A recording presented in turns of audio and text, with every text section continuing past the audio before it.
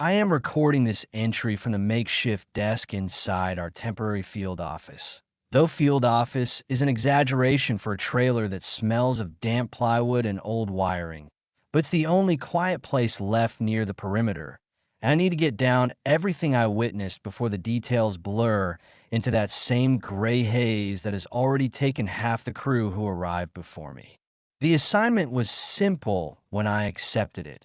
Investigate the abrupt shutdown of the North Grove Weather Relay Station, a remote cluster of prefabricated units sitting in the middle of a forest grid that the locals avoid without a clear reason.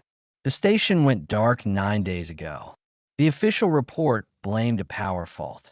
The unofficial whispers, the ones that reached our newsroom, spoke of lights moving through the trees and a voice, always the same voice, warning anyone who approached to turn back.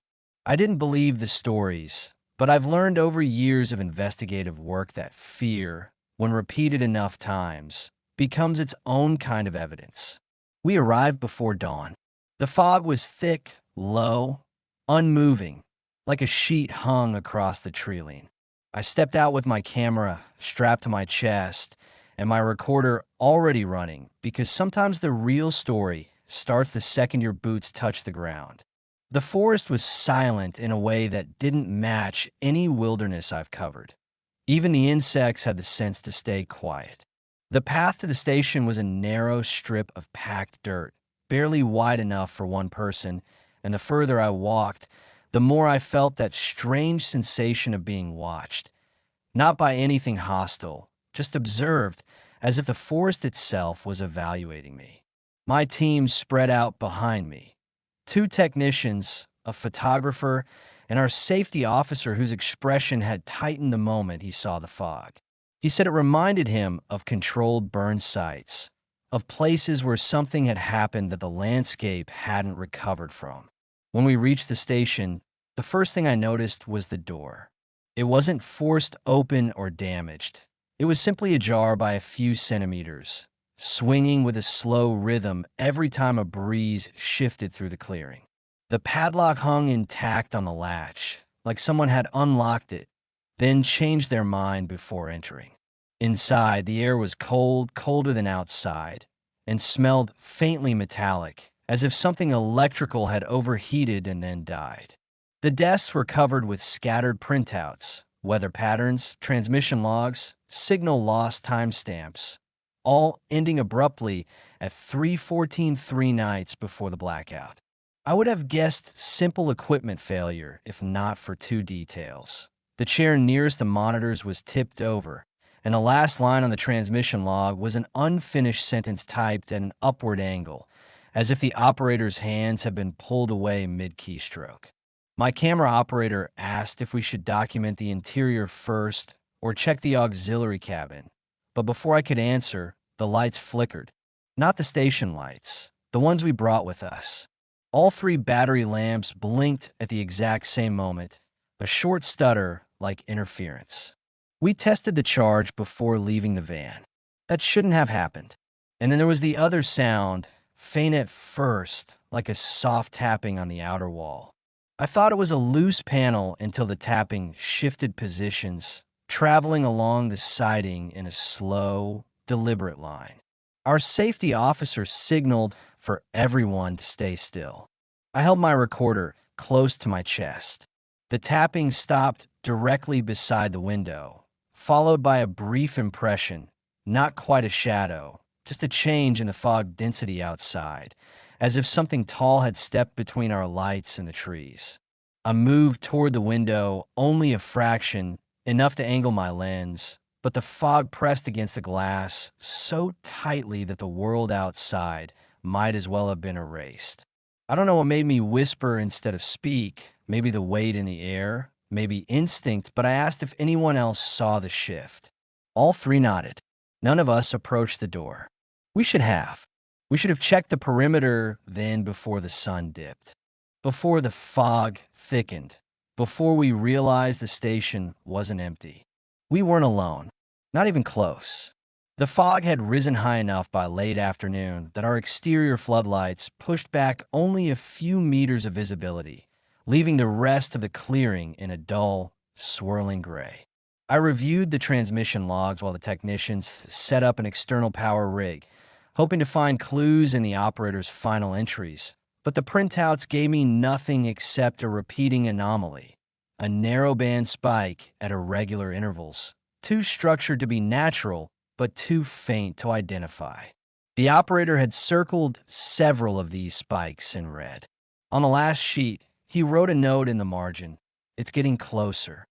I didn't know what that meant until evening fell fully and the forest grew unnaturally still again, as if holding its breath. Our photographer had been circling the exterior to capture wide shots when he called for us. Not a shout, just a strained, low voice tight with disbelief. We rushed to the western side of the station where he stood several feet from a cedar tree, pointing at its bark. At first I didn't see anything. Then the technician angled his lamp upward, and the pattern became clear. Long vertical scratches, evenly spaced, too deep for an animal and too precise for wind damage. They ran from the ground to nearly 3 meters high, stopping abruptly as though the force behind them had withdrawn mid-motion. Our safety officer examined them silently before shaking his head. He'd seen claw marks from bears, cougars, even illegal logging equipment, but none matched this. I raised my recorder and asked him to describe what he thought made them. He refused. That was the moment I started feeling the pressure behind my sternum. The same pressure I feel when a story begins tilting from unexplained to dangerous. The fog pulsed with changing density every few seconds, like breath. Then the tapping started again. This time it was on the auxiliary cabin, a unit separated from a main station by 15 meters of clearing. Slow, deliberate knocks, like someone pressing their knuckles against a metal siding, testing for weak spots. Each tap echoed just faintly, swallowed quickly by the fog. The technician closest to the cabin insisted it was thermal expansion. But thermal expansion doesn't move in a pattern. And this pattern moved, shifting along the cabin wall in an arc before going still. We decided to sweep the cabin before night operations. The safety officer took point. I stayed behind him with my camera, and the others flanked us. The door of the auxiliary cabin was closed and locked, padlock intact. But when we got close enough, all of us heard it breathing. Not human or animal, more like the low oscillation of air passing through a narrow opening, steady and rhythmic. It was coming from inside the cabin. I recorded every second as the officer unlocked the padlock and pushed the door inward.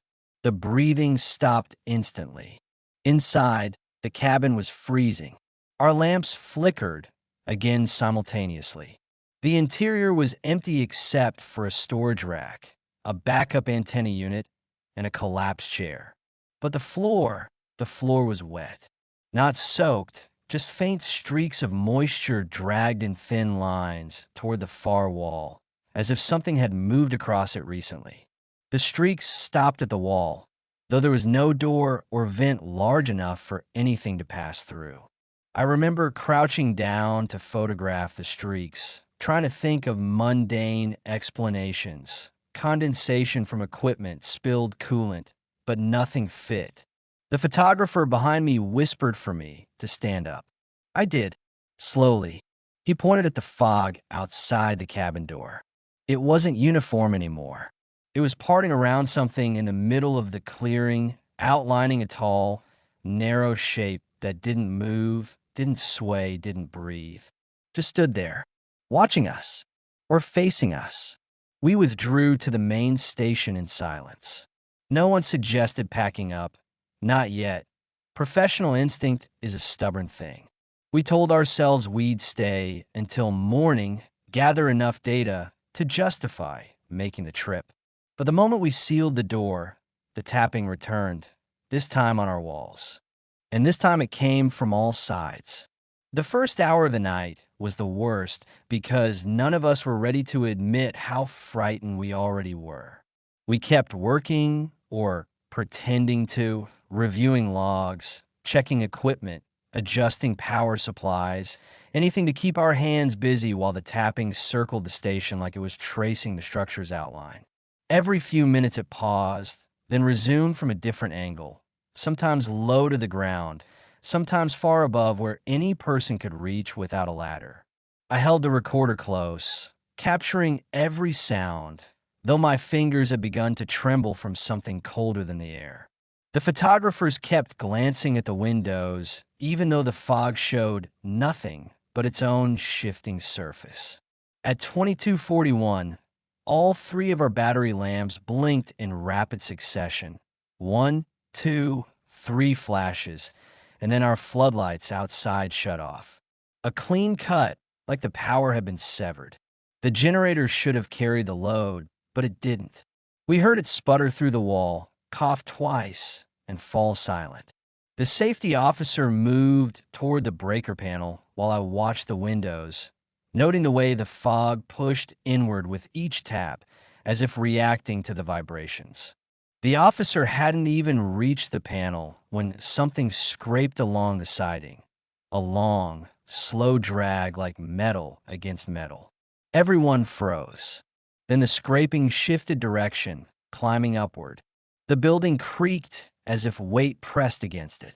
The photographer whispered that something was scaling the outer wall. No one contradicted him. I told him to film, even if we caught nothing, because documentation mattered now more than ever. He lifted his camera with stiff hands and focused on the nearest window. For a few seconds, only fog pressed against the glass. Then it receded. Not all of it, just a narrow strip, a clean vertical channel where the fog peeled away as if pushed aside by something invisible. The strip moved upward, steady and unbroken, until it reached the top of the frame, then vanished entirely. Something had climbed over the roof. We heard the footsteps clearly, soft presses on the metal sheet, evenly spaced, moving from one end of the station to the other. The safety officer muttered that he needed to get the generator running again, but I grabbed his sleeve. Going outside was suicide, and he knew it.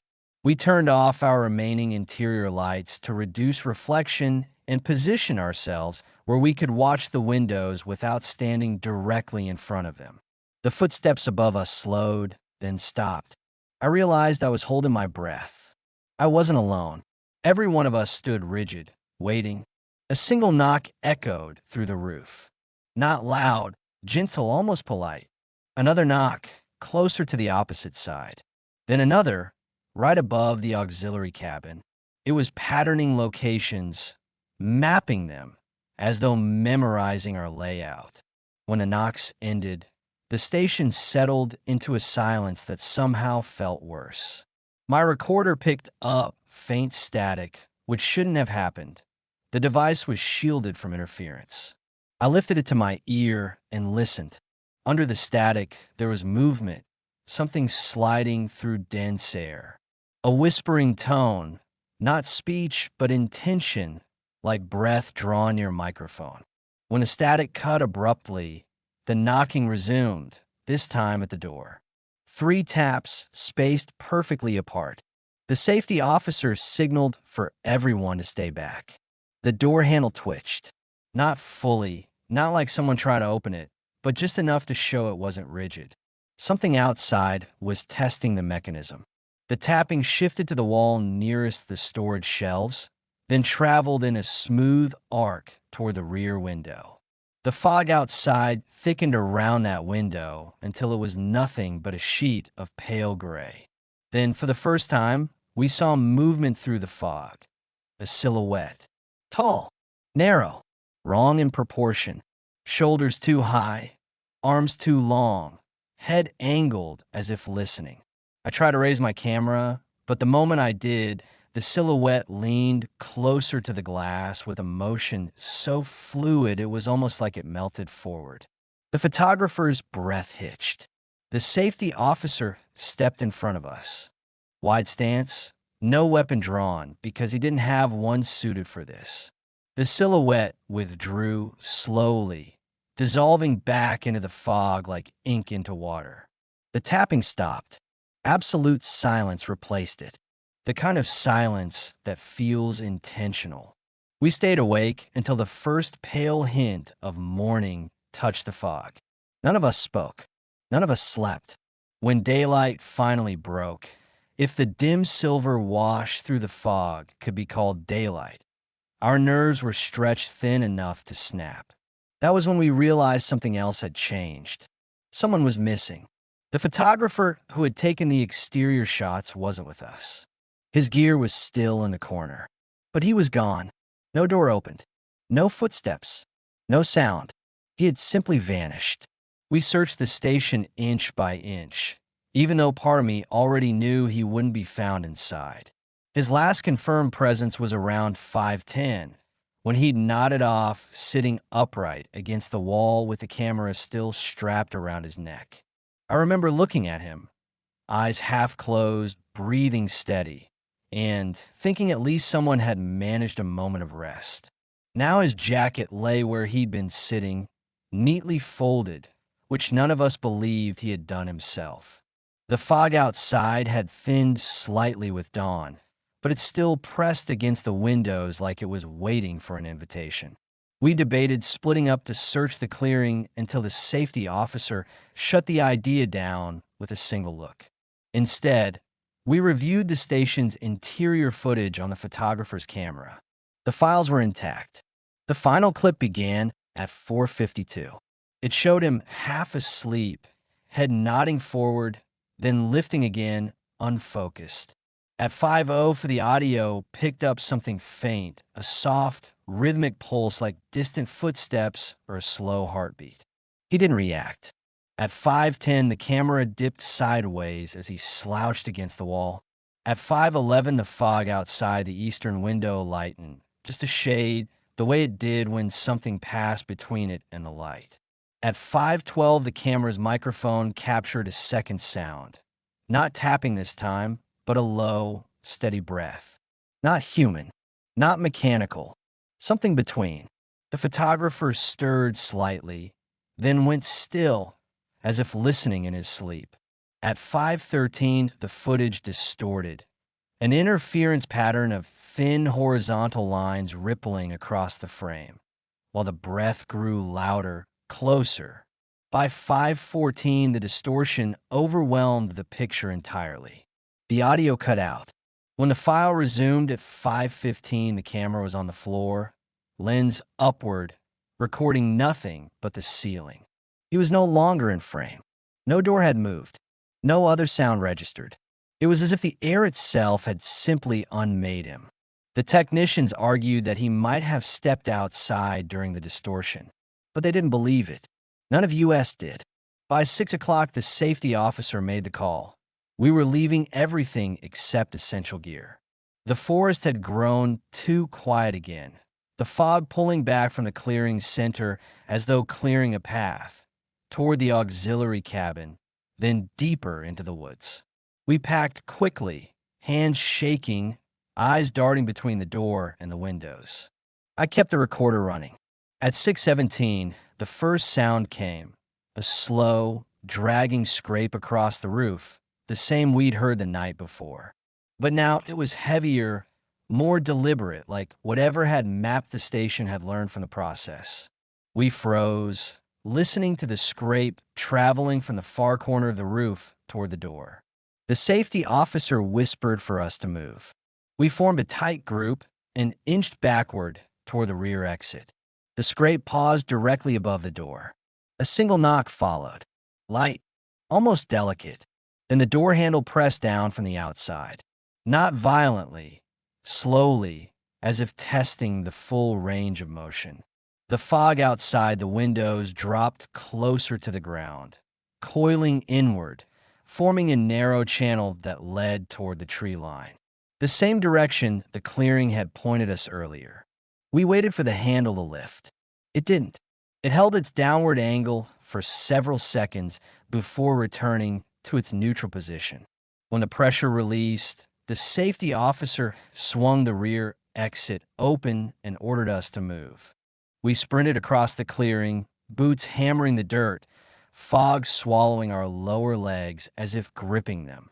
I didn't look back until we were halfway to the vehicle. When I did, I saw movement, something tall and possibly thin, stepping out from the fog near the station's wall. Its shape was more defined in daylight, which somehow made it worse. It didn't chase us. It just watched. Its head tilted slightly, the way someone might tilt their head at a locked door they've almost figured out. We reached the van, piled in, and a safety officer floored the accelerator before the doors were even fully closed. The forest thinned behind us. The fog remained dense for several kilometers, clinging to the mirrors until the road curved and daylight finally broke through. We didn't speak the entire drive back. At the base camp, our instruments registered nothing unusual. The official report will list electrical failure, adverse weather, crew fatigue. They'll never authorize a return, not publicly. But I can still feel that presence in the fog, listening, learning. And last night, when I played back the final minutes of my recorder, I heard something under the wind noise at the very end. A breath. Slow, rhythmic, close. This is where the recording ends.